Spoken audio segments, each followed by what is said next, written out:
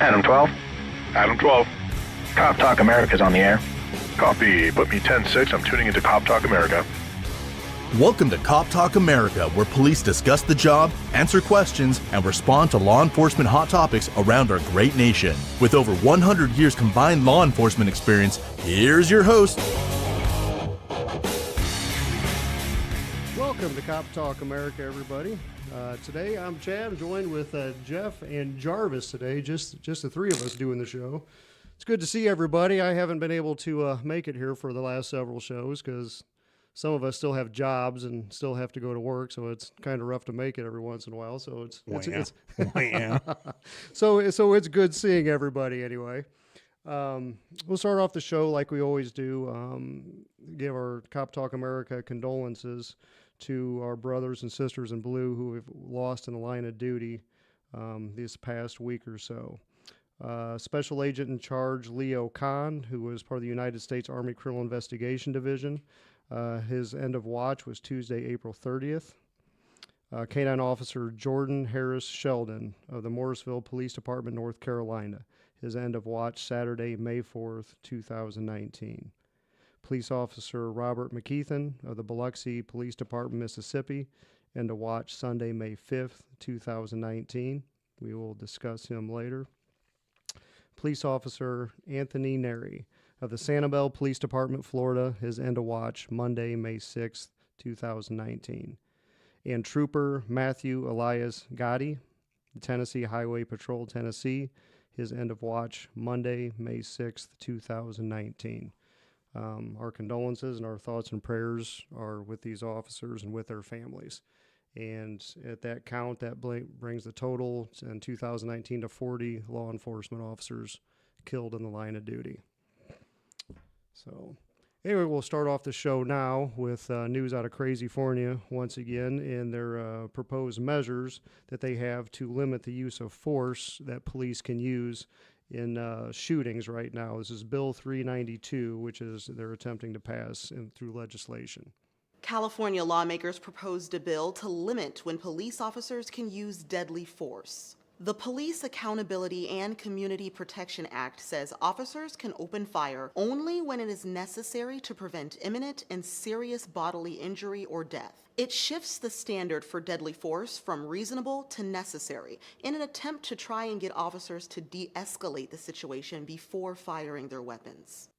Well, Jeff, we'll let you start off with this one. I mean, basically, we see the huge change right here, which is maybe it doesn't seem like a big deal to your everyday citizen out of there, changing just the verbiage from reasonable to necessary. But in law enforcement, I mean, that's huge right there.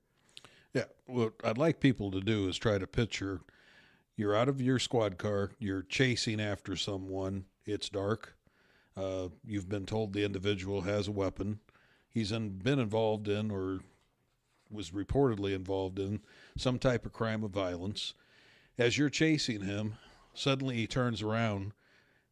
In less time than what I just talked, you had to make the decision of, was that a weapon? Wasn't that a weapon? Is he going to shoot me? Isn't he going to shoot me? And now we're saying, after you've made that decision in less than 2 seconds, was it necessary? Versus was it reasonable? The difference is reasonable.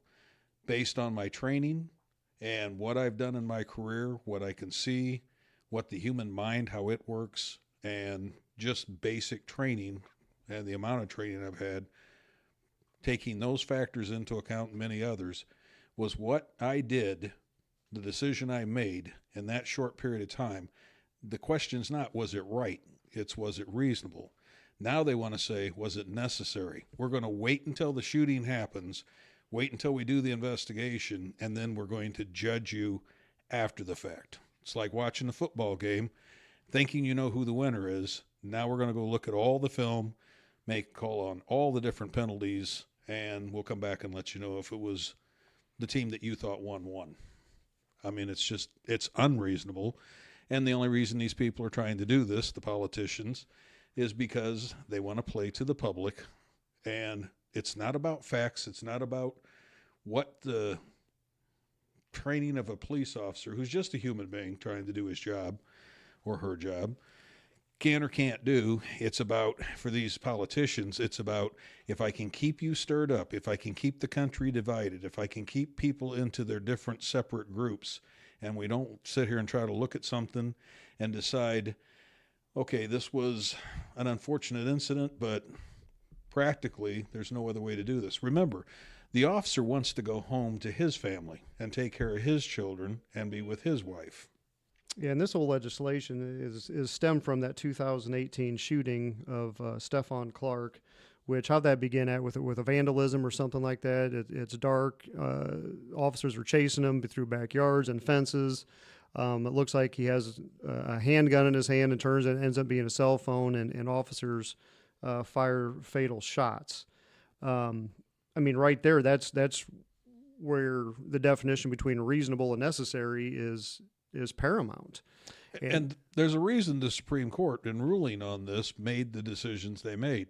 And one of the statements clearly in the court's decision was, you cannot judge the conduct of the officer with hindsight. You have to go with what he knew at that time.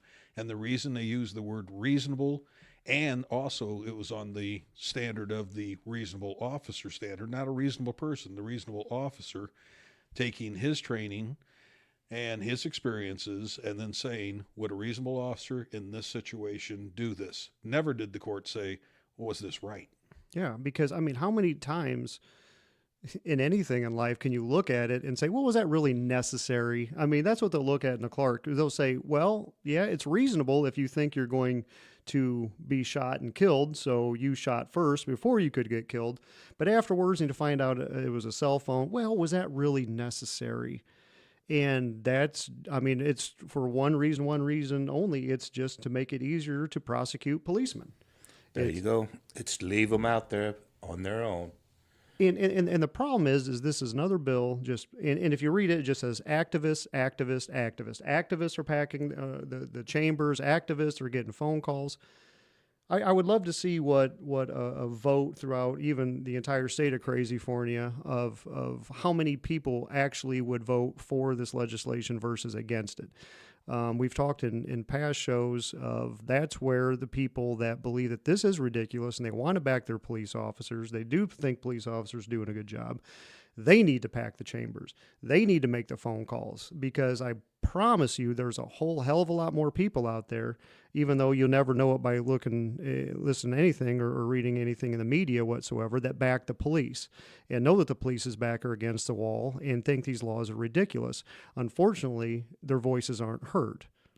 And again, folks, if you would go back to the fact of these officers are yelling at the individual to stop. These officers are plainly in uniform. These officers, the individual that's being chased knows these are the police after him. If the person stops, turns around, and does as commanded by the officer, none of this happens. But what we've taken is the fabric of the country is changing. We don't have the nuclear family anymore. We don't have mom and dad raising kids and telling them, when you deal with a police officer, be respectful, do this, do that, do the other. Instead, it's all about, well, you don't have to listen to this. And if you don't feel like that you're being treated properly, you stand up and you do. And I'm like, no, there are ways to do this. That's not it. When you're dealing in a situation, which is, when police officers don't like to say this, but the police officer is fearful. He knows his life, he's mortal, he could die, and he's scared. And anybody who won't sit there and understand officers react to things like human beings do because they're scared, well, you're just being foolish because you think they're machines. And police officers are just are human beings out there trying to do a very hard job, making split-second decisions. Most of the times, just like officials at games, they're right. Once in a while, they're wrong. And when they're absolutely wrong and they're doing things in a wrong way, who do you think ends up being the ones that turn these people in and arrest them? Well, that would be other police officers. Doctors don't do that when they know there's a bad doctor. Other attorneys don't do that to bad attorneys. If a judge knows another judge is out drinking and whatnot and comes back in and sits at the bench drunk, they don't say anything. Policemen turn in bad policemen. And it says right here in this article, too, that that the California legislators are debating this legislation because largely to prevent shooting deaths of black and brown men. I mean, it doesn't say unnecessary, it doesn't say unlawful, it doesn't say illegal shootings, it just says shootings of black and brown men, period. I mean, and yes, so I guess it's okay to shoot the white people, I guess, which all law enforcement officers shoot a lot more white people than they do black and brown people. But what about, I mean, give us cases, give us case scenarios other than, this officer's in fear for his life because he thought the kid had a gun and ended up being a cell phone. Well, that kind of stuff happens all the time. And we've been so fortunate. I know, well, we had an incident of our department. I wasn't there, but I had talked to the officer as soon as he got back, where it was, I think the kid was 16 or 17, was a teenager, was up in a bedroom, and he's yelling, I have a gun, don't come in here, I'm going to kill you, and officers bomb the steps, and he comes out around the corner at the top of the steps, and he points right at the officer, and it ended up being, it was like a cell phone or a wallet, but it wasn't a gun in his hand.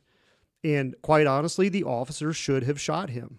They didn't. And I promise you, they were terrified because something like this, because if that would have been a real gun, and if he would have done what he said he was going to do, he's yelling, I have a gun, I'm going to shoot you. And then he comes out and he tried to get the police to shoot him. Well, the police guessed right, and that's all it was a guess. What if they would have guessed wrong? They're dead. And that's exactly what they want from this legislation. And things like this happen all the time, that the whole suicide by cop, and they just want us to guess and just have to wait. It's almost like military, don't fire until fired upon. And that's absolutely ridiculous. I mean, what we have to go through every single day, the pressure and everything else. And now you say, you're making us double guess when we're already double guessing ourselves. It's been bad enough. And they say that what one idiot says in here too, who's this moron? The Peace Officers Research Association of California president, Brian Marvel, he's a genius. The country is watching. They are counting on California to lead when it comes to this. No, we are not. Nobody wants anything that comes from California to seep out to the rest of the nation whatsoever. We're actually hoping that you guys make a right decision and back your police officers, for crying out loud. And speaking of that, what would be nice is there's a chief out there in Newman, California, and he came right out and said, look, if these laws go through, you're going to need to put more officers' names on the memorial for the officers who have been killed. That's true. And what would be nice is if we saw chiefs of police, male, female, doesn't matter what they are, but all stand up, get a backbone, and literally start coming out and saying, enough is enough. My officers are out there making the hardest decisions anybody in this country has to make, and you're not giving them a fair break. Not going to get a fair break. And we hear about these cases where this happens, where, and these politicians then take these family members and use them, and this is reprehensible. They use these folks and they get their soundbite so they can sit here and say, look at me, I'm the good guy. I'm trying to stop the black man and the brown man from being killed by the police, because they just come out and they drive down the street and that's their whole intent.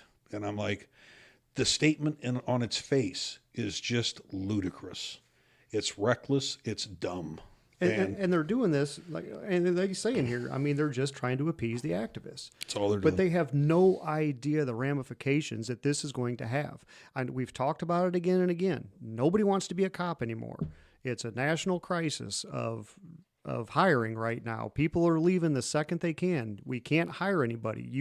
And the people we are going to end up hiring are going to be your policemen are going to be complete morons. They're going to be the guys with the throwing stars collections underneath their bed that are now carrying guns and policing your community, because we're only going to get lunatics that actually want to have the power and stuff like that. And then you're really going to see issues, because right now we have very well-trained, educated officers out there. That's going to change. People are going to decide to get their education in some other field, because, I mean, we're seeing it left and right. We've had guys leave corporations, because they want to be a cop. It's been their lifelong dream. They're on the street for a couple months and they say, F this. Nope. No way in hell am I going to do this. And we're losing these highly educated people who are coming in here, and because they're highly educated and they're saying, this is unreasonable. There's no way in the world I can do this. I cannot meet the standard that's being asked for. And let us not lose sight of this, folks. This is less than 1% of the public that's asking us to change. But for some reason, the politicians, the chiefs of police, the newspapers, they're listening to that loud little group. They only listen to the people they can see. Yep. When they only listen to people when they look out their window, or the ones standing out there throwing a fit, or the ones that are packing the city hall. That's why we say, if you don't want this to happen, have you be the one that they see when they look out the window. Unfortunately, they went to work.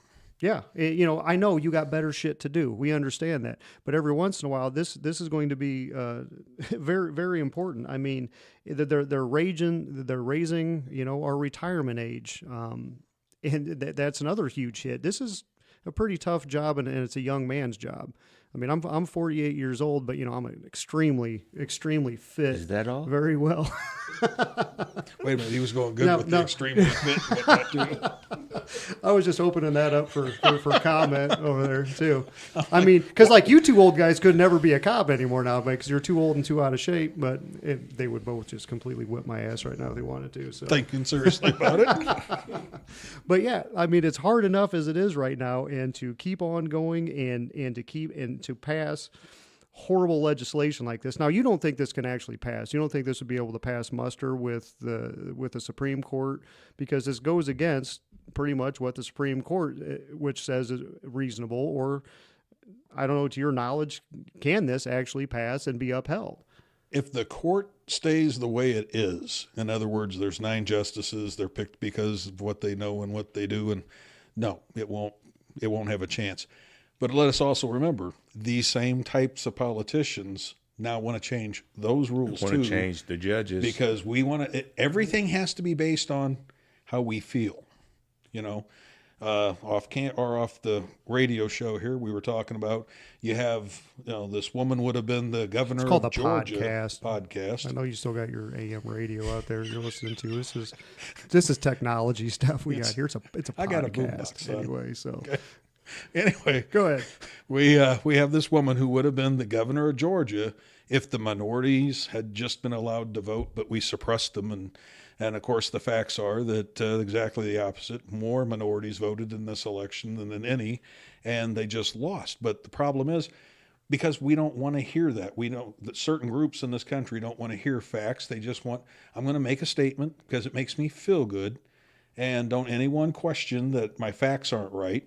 And then you have this whole younger group now that's, and again, stereotyping to a degree, because it's not all the guys, it's not all the younger people, but it's the loud group that's still getting, everybody looks at, and you're like, you got to stop. And you kids that are in college that, you're on the more conservative side and you're afraid, stop being afraid.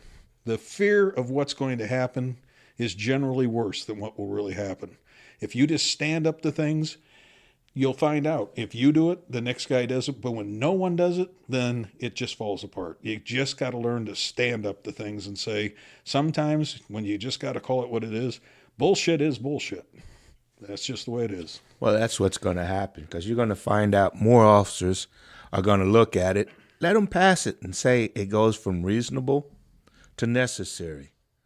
And when the officer gets on a call and the guy takes off, after he done beat up his wife, his mother, robbed the old lady next door, raped her, whatever, and the officer goes, well, it's not necessary for me to chase him, so. Well, and I mean, and Jeff, you've been through it too. I mean, you're chasing the guy with a gun, and he's running, and you shoot him in the back. They're going to say, was that necessary? Was it, because we don't know what was going to happen down the line with that. And he missed you. So is it reasonable? Absolutely. But then they say, well, was it really necessary? And We're that's not what sure I mean. if it was necessary. Nobody is going to do anything. How do you come to that standard in a court of law? And who gets to make the standard of necessary? Because then it's now, is it necessary as according to the officer, like the Supreme Court law, reasonable in an officer? What's necessary in an officer? Guys, you have to understand, this is huge. That one word that they're trying to change may not seem like a big deal. Oh, it's a big deal. But it's huge. You guys want to go into the Mississippi officer after this? And this is kind of case in point right now.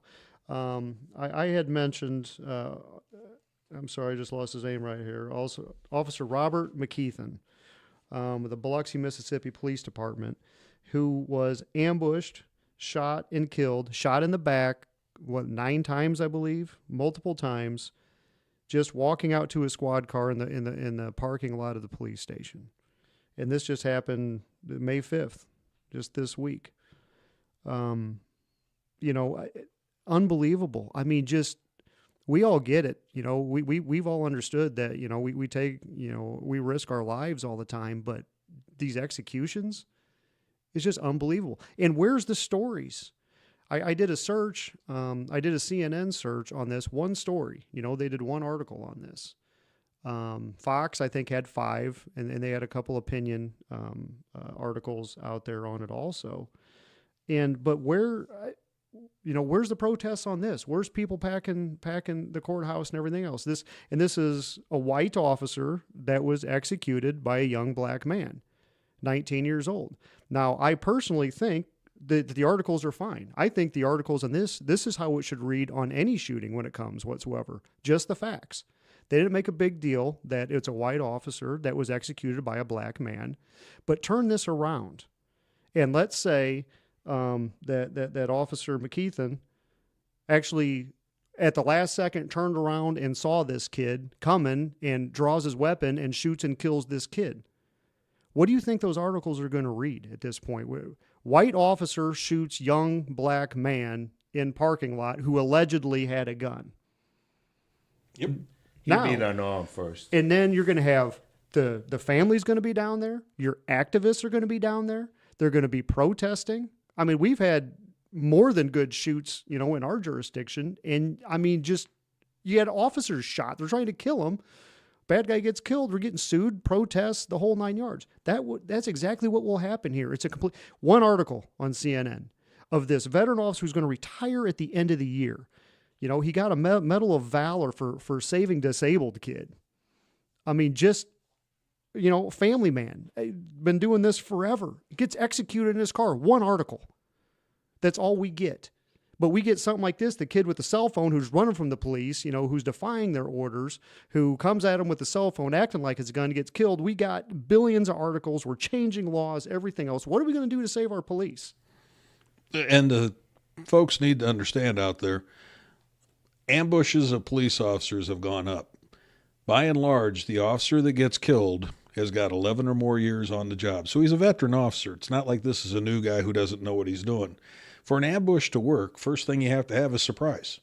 So in other words, you have no idea. You haven't provoked this. You haven't done anything. And there is one thing I did see on television where the news people started talking right away about what would make this 19-year-old want to do such. And I'm like, quit worrying about the crap, okay? The bottom line is a 19-year-old, for whatever reason, who cares? He has decided to commit murder. And he walked up behind a police officer, knew I can shoot you in the back and be on my way, and no one's going to catch me, at least right this minute. He knows he's going to get caught or killed.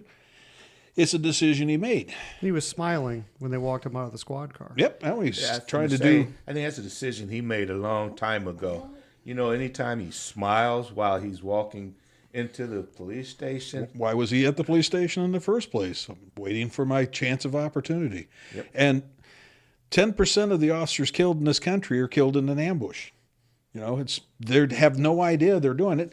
And folks, you have to understand, when these officers, and we're trained to think this way, any place can be an ambush. The officers that were killed in Lakewood, where they were sitting in a coffee shop trying to do police reports, and one standing at the counter, and one guy walks in, shoots the 3 at the table, 1, 2, 3, and then starts a fight with the other guy, gets his gun away from him, and kills him. One bad guy against 4 armed police officers who had no idea that they were about to be murdered. Element of surprise, everything. Element of surprise. So, like I said, we know this as police officers, so we have this built into us. And then we have to make these decisions. Is this kid that they were chasing, and he jumps into grandma's yard, was he getting ready to turn around to kill you? I mean, there was another chase where the officers chased a guy, and the dad and son turned around a corner, 90 degrees, stopped the van, get out. The dad, or I think it's the dad, he has an M14,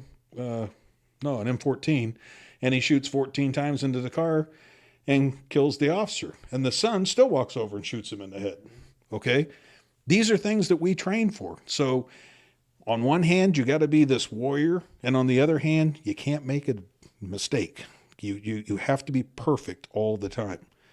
It's an impossible standard when you sit there and use the word necessary. Yeah, I mean, and this is just an absolute perfect example. And if you don't think that, and why would a 19-year-old black man want to just kill a police officer, whether he was white, but he could have just been the first cop he shot. That's why I said I had no problems with how the article was written. I think all articles should be written the way this one is, just the facts.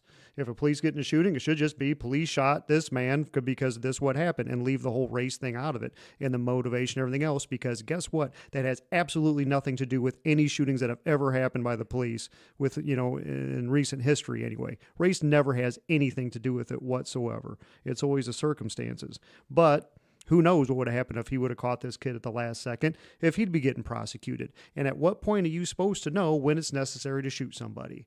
Whether you shoot first or you lose your life. I mean, this just makes everything worse. And this is all the news media. What did we cover a couple weeks ago?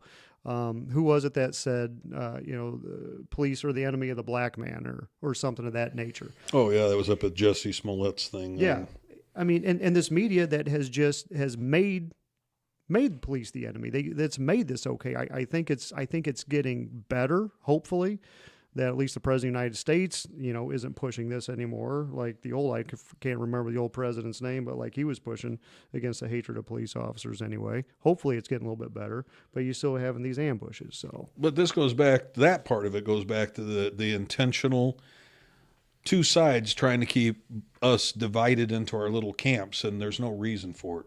We're all in this country together. We're all trying to do the things that are best for our family and to make ends meet. Now, there's evil out there. Those people are just going to be evil, and there's nothing you can do about it. Whatever this 19-year-old kid's problems was with the police, it didn't come to the level of even thinking about killing somebody. But there'll be people out there who will justify it. Well, he was this or he was that or he... No. The bottom line comes down to, if you're told by the police to stop, stop. If the policeman turns his red lights on, pull your car over. Treat him with respect. He or she will treat you back with respect, and everything will go just fine. If you're not happy with what happens, go down to the station. God, they love to investigate us. They investigate us for everything. You could almost fart in a restaurant and get an investigation on you. Wait a minute, that did happen to me. Yes, it did. And it wasn't a restaurant. It was in a class. It was a classroom. I'm sure it was that a was classroom. I'm sure that was a felony investigation also. Well, It was. Been around you in some bad times. yeah, but it anyway. wasn't my fart, so I was good. I was exonerated. Oh, that's what they said anyway. So, well, I guess we can probably segue that into, so now that we've done all this talking about how crazy-fornia and trying to come up with these ludicrous gun laws and everything else and the ambush an officer, we can talk about another case that came out of crazy-fornia. Where was this one at? Anaheim. A high-speed chase in Anaheim where officers fire 76 shots at the suspect, killing him from a moving vehicle. We're going to queue up that video for you right now. This is pretty unbelievable. Come on.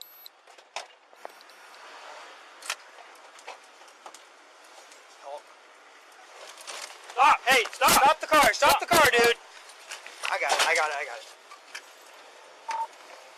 1 Adam 22, he's southbound west, failed yield. He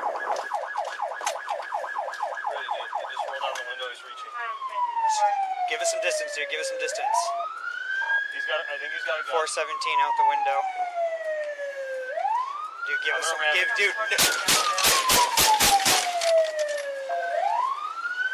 Northbound alley, 998 already.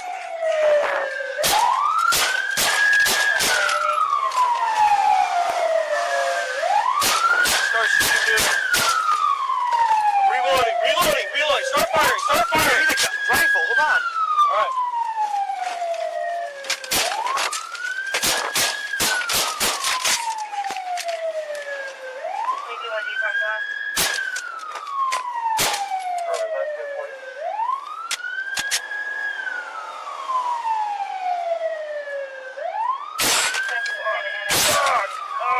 Yeah, I know. All right, hold on. Interrupt over here. All right, I'm staying back, dude. Fuck. He's pointing the gun backwards at us, and then at himself. Both officers 998 so far, code 4. We are eastbound All water. right, hold on, At dude. We Citron, got too much and, traffic here, buddy.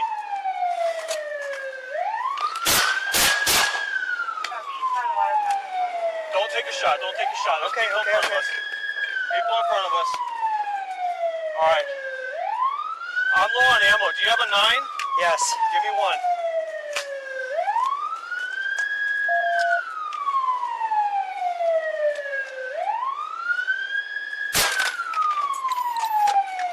Subject is hit. We know he's bleeding. All right. Do you think? Roll down your window. You think you can dump him if I come to the side, or do you not want to do that? If you're not comfortable, I get it. I think I hit his head. He should move over. All right, shoot. Move over! Hold on, watch your back. I got the car. All right. I don't see. Oh no, don't go. I got it. Don't go.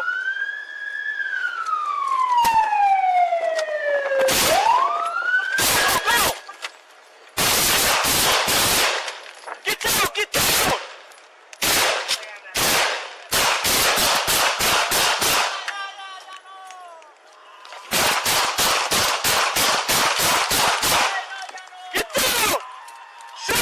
Shoot!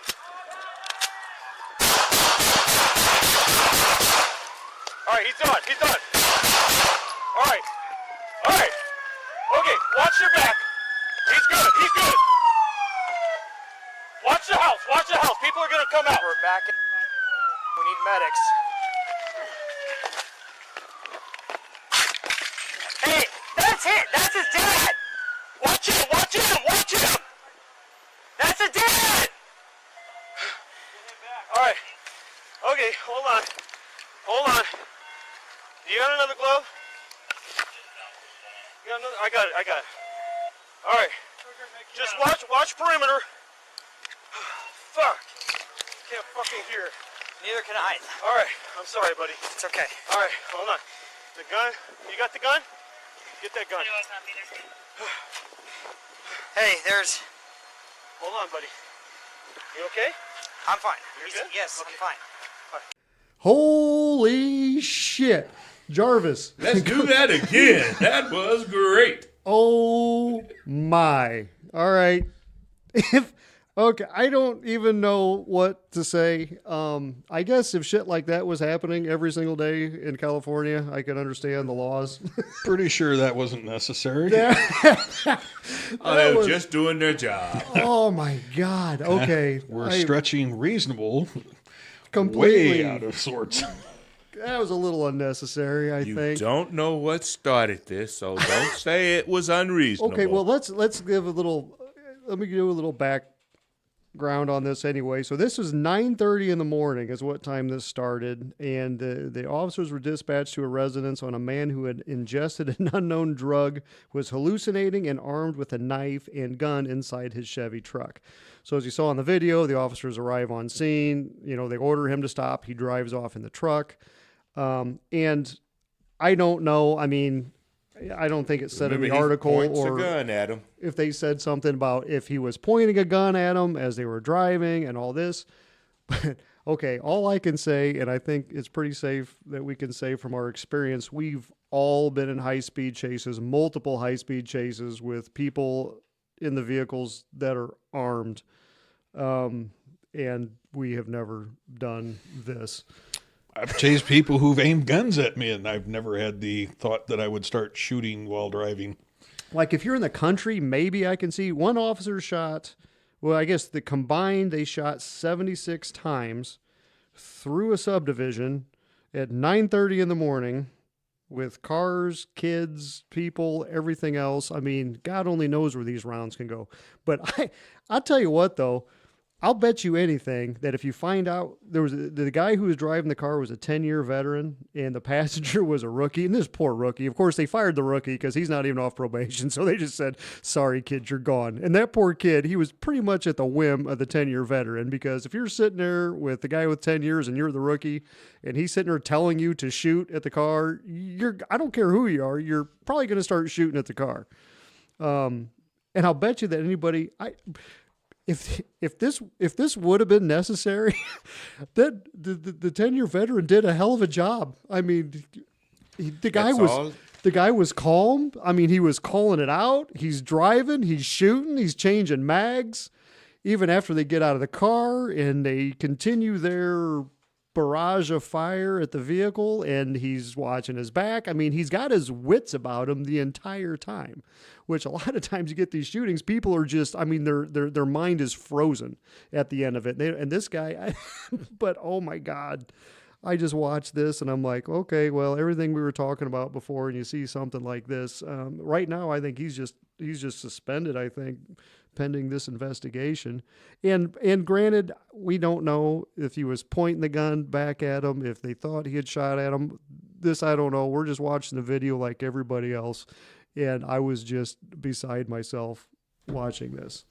Well, and you hear the one officer saying, give us some distance, because they say he's whatever their 10 code was for it, but he has a gun. And I believe it's the rookie who says, give us some distance. And it's the senior guy, the driver, if that's the way they break out, but it's the driver officer who's just like, I'm going to have none of that. No, we're going to go get him. And I'm like, okay, you know, I give you an A for courage, and I give you an F for tactics, common sense, following your training.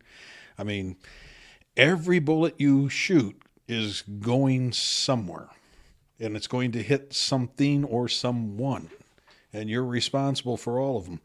If anybody wants to come across one that condemns high-capacity magazines, this would be a good shooting to sit here and say, yeah, sometimes maybe more bullets isn't all that great a thing.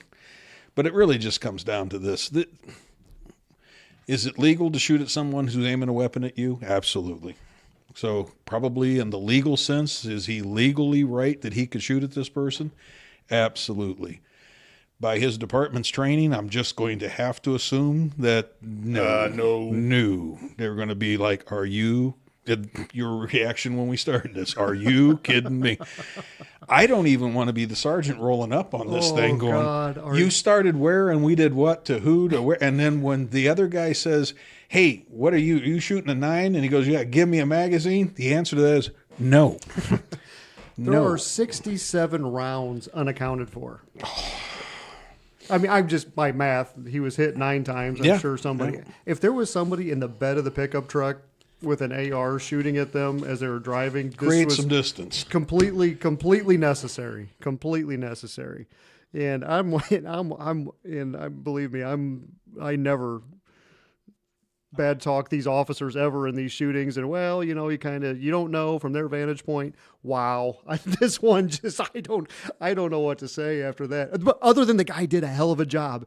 If it was necessary, I would want him. You talk about the warrior mindset. You want that guy to go to war with you down the middle of a residential neighborhood. I'm not out in the desert, maybe. Yeah. You want that guy with you in Afghanistan. I'm not quite sure in Anaheim. Where you can clearly tell him all the bad guys are over there. There, you just shoot that way because you're real good at that part.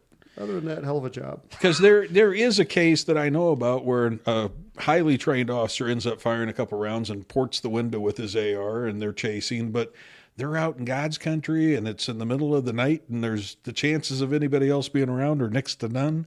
And he was making conscious decisions, and it was aim fire all the time. This guy is pointing the gun in the general direction of a big white truck and saying, let's go, yeehaw. Now, does it look like fun in a kind of comical sense if this wasn't real life? Yeah, but in real life, you're like, oh my God. I probably would have turned my squad and gone the other way, been like, no, you're not shooting me. This is great training footage. Oh, heck yeah. And that's a huge thing, too, when it comes down to all these things. I mean, we're all proponents of training, and that's what a lot of the larger departments actually don't get. It'd be interesting to see how much training they do get, because we're a very well-trained officer. And I was going to bring this up on the other segment. We were talking about the California laws. Give body cams a chance. and the training laws, because I know departments are putting a lot more emphasis on training with the problems at Baltimore PD, Chicago PD, all these other large police departments, and they are starting to get better trained. You are starting to wear body cameras right now, which I think is, if you're bad apples out there, it is policing them. You are able to actually see what happens on these cases before you start doing these insane laws and trying to change wording and everything else that puts officers at risk. Give training a chance. Give these body cameras a chance. And I think it'll take care of itself and turn itself around. Anyway, well, we would like to thank everybody for listening to us today. You can also catch us at Cop Talk America on the Twitter. That's a social app thing. It's on the radio. And Bubba, yeah, that's not on the radio either. You can catch us on Twitter and Facebook, which you won't find on the radio either. Anyway, check in with us next time. Thank you. Oh my God.